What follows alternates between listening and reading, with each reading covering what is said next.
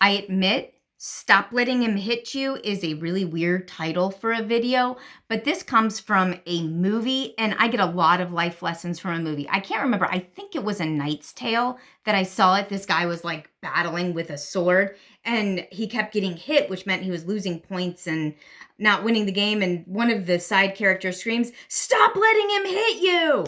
Which was funny because it was kind of obvious. If he was able to do it well, he wouldn't get hit. He didn't want to be hit.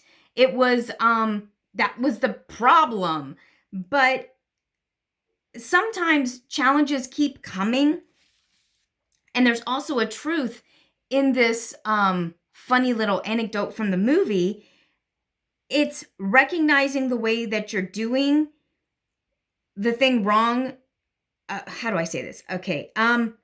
Recognize the way that you're doing it that are causing the results of getting you hit. Okay? I'll make it clearer in a second. Number one,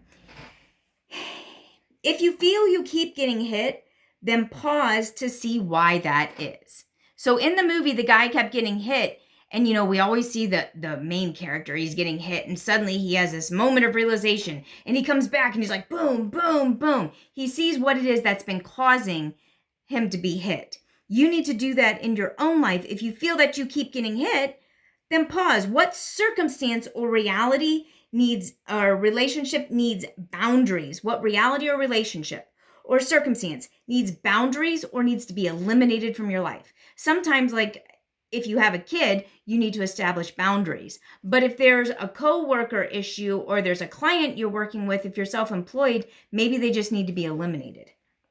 Number two, when do you need to improve your own skills? It isn't someone else that you just aren't good at what you're doing.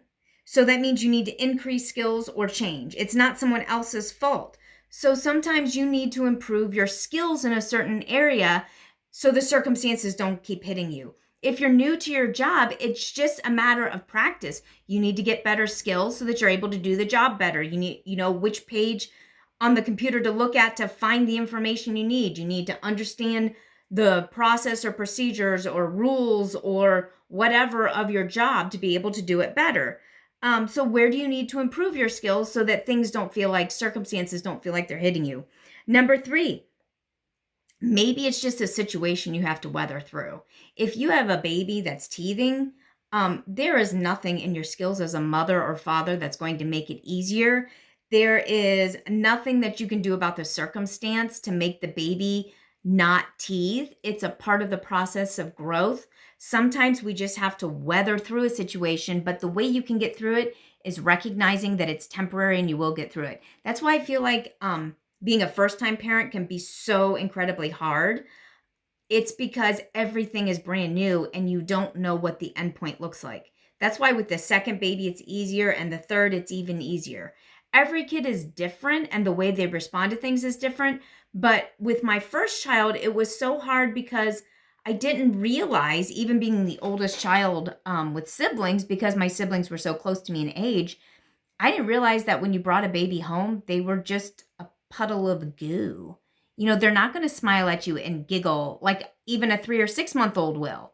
Those first few months were terribly difficult and lonely for me because I didn't understand that my little girl would eventually respond to me. She seemed to respond to other people, but she only wanted me when she wanted food, or when she wanted me to sit up at night with her.